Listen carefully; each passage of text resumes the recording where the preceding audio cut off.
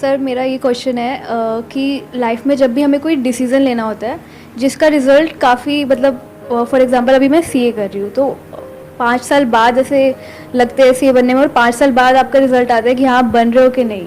5 साल बाद ऐसा लगता है कि मैंने ये लाइन तो चूज़ कर ली बट अल्टीमेटली मुझे इसमें जाना ही नहीं है।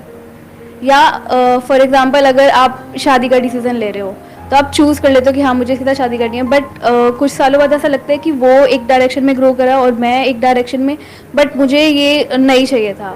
तो वो जो लाइफ के ऐसे बिग डिसीजन होते हैं जिसका रिजल्ट इतने सालों बाद आता है, वो डिसीजंस कैसे लेने होते हैं, मतलब क्या चीज़ें सोच के वो सब डिसीजन हम ले सकते हैं? ऐसा करियर में होता है, रिलेशनशिप में होता है, इनफैक्ट कहाँ नहीं होता है। हर जगह ही होता एक मिनट में लगता है लाइफ बहुत बढ़िया है, अगले मिनट में लगता है कि लाइफ बहुत ही बेकार है। एक मिनट में लगता है सबके साथ रहना है, अगले मिनट में अंदर से आता है सब गए भाड़ में, सब छोड़ छाड़ के मैं वहां चला जाऊंगा या चली जाऊंगी। ऐसा होता है नहीं होता है? एक मिनट में होता है ये करना है करना है करना है करना है, फिर जब करना शुरू करते हैं अरे ये तो बेकार है, इसमें कुछ नहीं है। जैसे होता नहीं है, शॉपिंग कर रहे हो, ऑनलाइन देख रहे हो ये चीज चाहिए चाहिए चाहिए चाहिए, जब आ गई तो उसकी तरफ कुत्ता भी नहीं देख रहा, आप तो देख रहे हो। तो आपको समझना पड़ेगा कि इसका रीजन क्या है। आपने दो बातें करी, एक कि अभी आप सीए कर रहे हो और मान लेते हैं कि 5 साल बाद आपको रियलाइज होता है कि ये मेरे लिए नहीं है, तो क्या है आपके लिए? पेपर पे लिखो। पेपर पे आपने एक तरफ लिखा सीए, दूसरी तरफ मानो लिख दिया सीएस। सीएस मुझे करना है, सीए नहीं करना है। That could be CS, CZ, CY, CX, whatever it is. तो अब उसके रीजंस देखो ना कि इसको छोड़ने का क्या रीजन है और ये करने का क्या रीजन है। तो थोड़ी देर में जब आप लिखने लग जाओगे और अपने माइंड को लिख करके क्लियर करोगे, ये बात मैंने बहुत बार बोली अपने सेशंस में, but I am not sure कितने लोग इस बात को समझते हैं और एक्चुअल में करते हैं। कभी भी कोई भी प्रॉब्लम हो, अपने माइंड में उसको सॉल्व करने की कोशिश मत करना, एंटैंगल्ड हो जाओगे बुरे तरीके से। स्पेशली अगर प्रॉब्लम बड़ी है, तो छोटी मोटी है तो माइंड में ही करनी पड़ेगी। जैसे बाइक चला रहे हो, स्कूटर चला रहे हो, व्हाटएवर, और एकदम से कोई सामने से आया तो उस वक्त पेपर पेन लेकर के नहीं बैठ जाओगे, क्या करूं, तब तक तो हो जाएगा जो होना है। उस वक्त तो इमीडिएट एक्ट करना पड़ेगा। बट ये जो बड़े डिसीजंस हैं, शादी का डिसीजन, डिवोर्स का डिसीजन, करियर चूज करने का डिसीजन, करियर को छोड़ने का डिसीजन, ये बहुत बड़े डिसीजंस हैं, छोटे नहीं है। तो इन डिसीजंस को माइंड में कभी सॉल्व करने की कोशिश मत करना। तो कैसे करना है? पेपर पेन लेकर के माइंड मैपिंग करना सीखो ना। कितने लोग आप में से माइंड मैपिंग करते हैं? सच बोलना, झूठ मत बोलना। सिर्फ 4-5 लोग, इतने लोगों में से। तो माइंड मैपिंग करना सीखो। माइंड मैप से क्या होता है, लाइफ में सेंटर में कुछ आता है जो बहुत इंपॉर्टेंट होता है, उसके अकॉर्डिंग माइंड मैप बनता है, तो लाइफ में आपको क्लैरिटी आती है। तो जब आप ये करोगे तो आपको समझ आएगा कि उसका कॉज क्या है। हो सकता है सीए जो आप कह रहे हो कि अब मुझे रियलाइज हो गया, ये रियलाइज क्या होता है? Realisation is nothing but your thought, कि मुझे ऐसा लग रहा है। आज कुछ और लगता है, कल कुछ और लगता है। एक रिलेशनशिप में कभी रियलाइज होता है कि ये तो बहुत ही बढ़िया है, कभी ऐसा लगता है कि ये तो बहुत ही बेकार है। तो ये रियलाइजेशन क्या होता है? तो इस रियलाइजेशन वर्ड को हटा दो कि मुझे रियलाइज हुआ, उसके कॉज को समझो। हो सकता है आपको कॉज मिले कि मैं इसलिए आगे कंटिन्यू नहीं करना चाहती क्योंकि मैं बोर हो गई हूं। हो सकता है कॉज मिले क्योंकि इसमें बहुत एफर्ट है। ध्यान से समझो इन माइंड की गेम्स को। ये माइंड की गेम्स है हमारी, जो माइंड गेम्स खेलता रहता है आपके साथ में। तो पहले आपको कॉज को समझना है। हो सकता है कॉज मिला बोर्डम, तो दूसरी तरफ देखो ना पेपर पे क्या लिखा हुआ है, सीएस। बोर्डम तो वहां भी है, टक्कर का ही है। सही कह रहा हूं, गलत कह रहा हूं? या तो आपने लिखा होता दूसरी तरफ बंजी जंपिंग, मैं ये बंजी जंपिंग का वहां पे ऋषिकेश में जाऊंगी, वहां पे सेटअप करूंगी और खुद बंजी जंपिंग करूंगी डेली और लोगों को भी करवाऊंगी। तब लगा कि हाँ कुछ डिफरेंस है। एक तरफ सीए लिखा हुआ है, एक तरफ सीएस लिखा हुआ है, टक्कर के हैं दोनों। ऐसे ही बॉयफ्रेंड गर्लफ्रेंड में कंफ्यूजन हो या पति पत्नी में कंफ्यूजन हो, तो दूसरी तरफ लिखो किसी का नाम।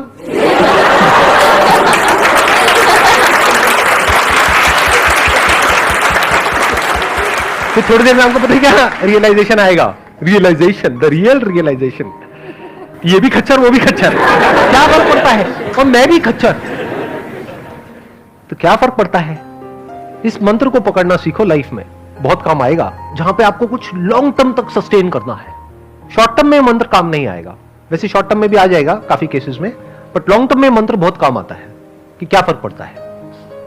हम सब अपने थॉट्स के हिसाब से चलते हैं, फीलिंग्स के हिसाब से चलते हैं, जो हमें लगता है अपने बिलीफ्स उसके हिसाब से चलते हैं, और सब कुछ ही लिमिटेड है। हर जगह क्लैशेस हैं, कॉन्फ्लिक्ट्स हैं, तो कोई भी परफेक्ट नहीं है। अगर कभी गलतफहमी होती है ना कि अगर मैंने सीए छोड़ दिया तो मैं ये करूंगी, तो वो लोग जो वो कर रहे हैं उनको जाकर के देख लो, वो गलतफहमी दूर हो जाएगी। आप कहोगे यही बेटर है। लगता है ना कि उसकी पड़ोसी की लाइफ बढ़िया है, तो कहीं कोई छुपा हुआ कैमरा फिट कर दो उनके घर में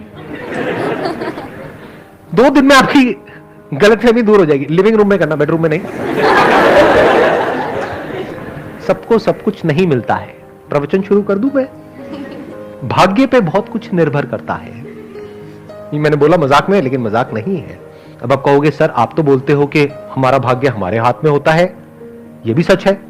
भाग्य हमारे हाथ में नहीं होता, ये भी सच है। अब आप कंफ्यूज हो जाओगे, आप कहोगे क्या मतलब, एक बात करो ना। अरे भाई साहब, लाइफ में ऐसा नहीं होता है जैसा आप सोचते हो।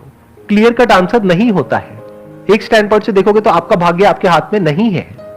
जैसे आपने अपने माँ बाप को चूज किया, यस और नो? किसी ने किया तो नहीं है ना? नहीं, बड़े बड़े खुराफाती आ जाते हैं यहां पर, वो कुछ भी बोलने लग जाते हैं आकर के।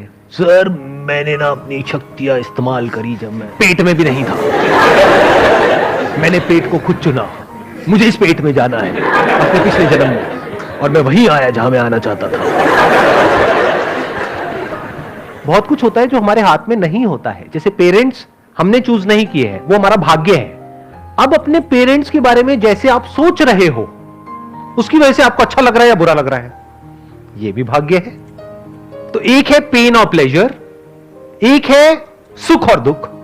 आपका जो सुख है और दुख है वो काफी हद तक आपकी थिंकिंग पर डिपेंड करता है।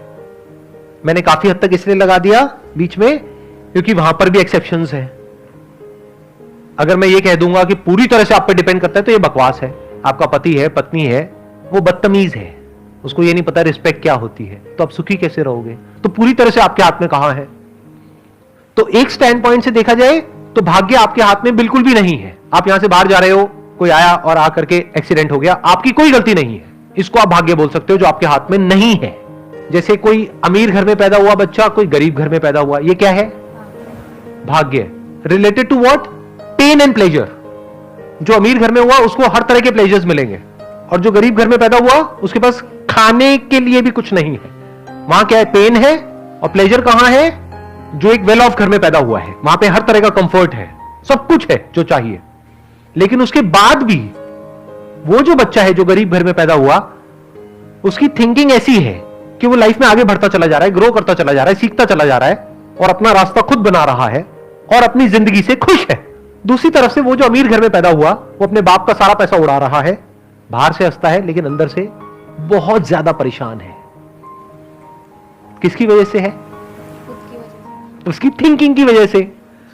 दुख होता है थिंकिंग की वजह से, दर्द होता है बॉडी की वजह से और हमारे सराउंडिंग्स की वजह से, बीमारियों की वजह से। सुख दुख होता है थिंकिंग की वजह से। अभी आप सही सोचने लग जाओ, सुखी हो जाओगे, गलत सोचने लग जाओ, दुखी हो जाओगे। अभी सही और गलत क्या है? शादी करने से पहले सोच लो जितना सोचना है, एक बार कर ली तो मतलब अपने डिसीजन को बार बार बोलो, थोड़ा सा दिमाग लगाओ। सही सोच क्या है और गलत सोच क्या है? मैंने क्या कहा? फॉर्मूला क्या है? सही सोच की वजह से हम सुखी होते हैं, गलत सोच की वजह से दुखी होते हैं। तो पहले जितना सोचना है सोच लो। वो भी आपको लग रहा है कि मैं सोच करके शादी कर रही हूं, उसमें भी भाग्य का बहुत बड़ा रोल है। क्योंकि आप कब कहां किसको मिले और फिर मिल करके कब किसको किसकी आदत पड़ गई पता ही नहीं लगता है। लाइफ ऐसी तो होती है। फिर सही गलत समझ नहीं आता है जब दिल का मामला होता है। या फिर अरेंज मैरिज हुई तो वो तो पूरी तरह से ही भाग्य हो गया। शादी के बाद अगर सुखी रहना चाहते हो तो सही सोच क्या है और गलत सोच क्या है? अपने डिसीजन पे अटल रहो। मतलब नहीं, ऐसा नहीं है। अटल क्यों रहो? अगर सामने वाला जो पर्सन है वो क्या कहूं, पापी घोर पापी है, अत्याचारी है, दुराचारी है, उसकी असुरीय प्रवृत्ति है, और कोई इससे भयानक वर्ड, जल्लाद है। पर जल्लाद होने में क्या बुराई? वो तो बेचारा किसी के कहने पे किसी को फांसी दे रहा है। Jallad is not a negative word. हाँ, जल्लाद उस वे में नेगेटिव है कि भाई मारता है अपने मजे के लिए। आप मान लो ऐसा कुछ है तो उसके साथ रहना थोड़ी है, उसको पुलिस के हवाले करो। और निकलो उस घर से या उसको निकालो, सीधी बात है ना।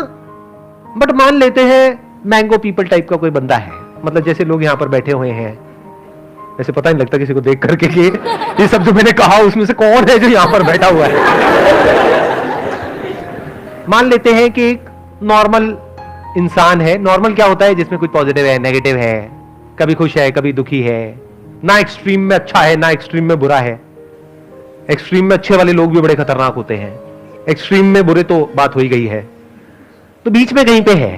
तो अब सही सोच क्या है? इम्परफेक्शंस को एक्सेप्ट करना, मतलब जैसे मुझ में भी कुछ अच्छी बुरी चीजें हैं तो सामने वाले की भी अच्छी बुरी चीजें, और क्या फर्क पड़ता है? क्या फर्क पड़ता है? बस ये गोल्डन मंत्र को पकड़ लो कि कभी उसकी कुछ हरकतें होंगी, आपको गुस्सा आ जाएगा, आप गुस्सा करोगे तो वो भी गुस्सा करेगा, क्या फर्क पड़ता है?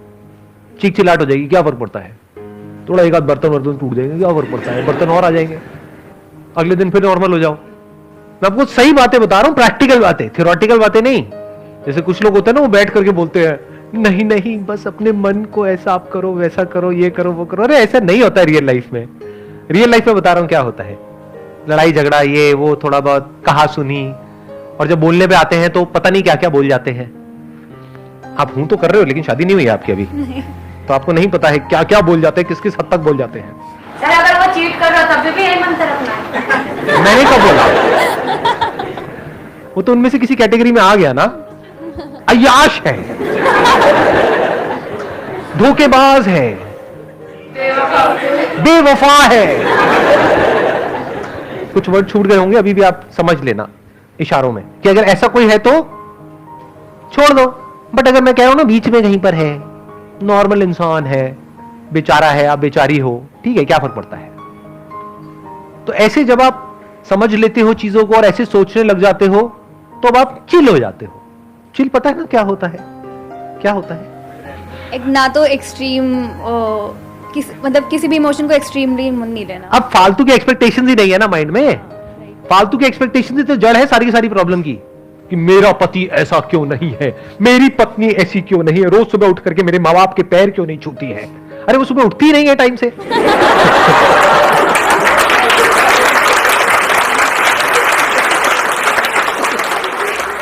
तो उल्टी सीधी एक्सपेक्टेशन जो हमारी होती है ना, उसकी वजह से गड़बड़ हो जाती है। तो कोशिश करो, अगर किसी से शादी भी कर रहे हो, अगर कर रहे हो तो, करनी नहीं करनी आपकी मर्जी, तो ऐसे इंसान से करो जो थोड़ा रियलिस्टिक सा हो, प्रैक्टिकल सा हो। जब थोड़ा टाइम स्पेंड करोगे, कुछ मीटिंग्स करोगे, अगर अरेंज मैरिज है, और लव मैरिज करोगे तब तो पता लग ही जाएगा, 2 4 6 महीने में पत्ते खुल ही जाते हैं एक दूसरे के। तो कोशिश करो कोई ऐसा इंसान हो जो थोड़ा सा प्रैक्टिकल हो। आपको जवाब मिल गया है? 70%।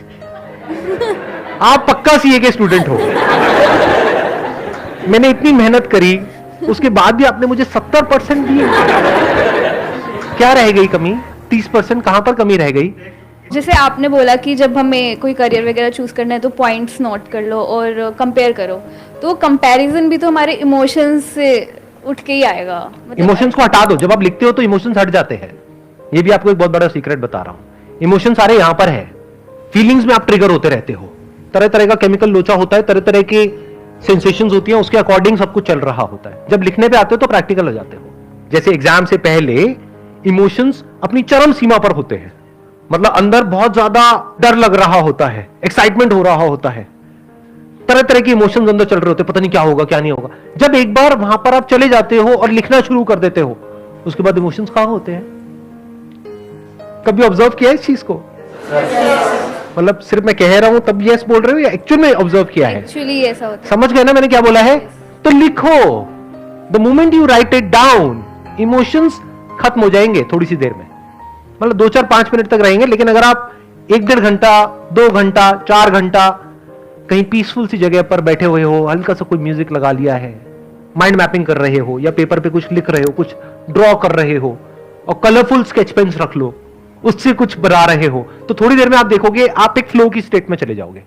इमोशंस आपके ऊपर हावी होना बंद हो जाएंगे, आपके अंदर से ही आपको जवाब मिल जाएगा, क्लियर चीजें समझ आने लग जाएंगी, सॉल्यूशन समझ आ जाएगा कि अच्छा अब मेरे को ये छोड़ने का मन कर रहा है, छोड़ती नहीं हूं, कुछ और करने का मन कर रहा है, फॉर एग्जाम्पल डांस, म्यूजिक, एक बार जा करके देखती हूं। जब जाओगे, गाओगे और सारे बाहर भाग जाएंगे कमरा छोड़ करके, तो फिर वापस ये पे आओगे। अब कितने परसेंट मिले मेरे को? 100%। 100%।